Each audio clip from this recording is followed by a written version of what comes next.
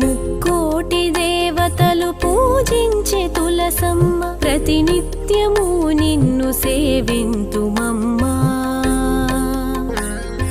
మా పెరటి ఇలవేల్పు నీవే తులసమ్మ, మమ్మేల రావమ్మ శ్రీమాత తులసమ్మ. ముక్కోటి దేవతలు పూజించే తులసమ్మ ప్రతినిత్యము నిన్ను సేవింతుమమ్మా.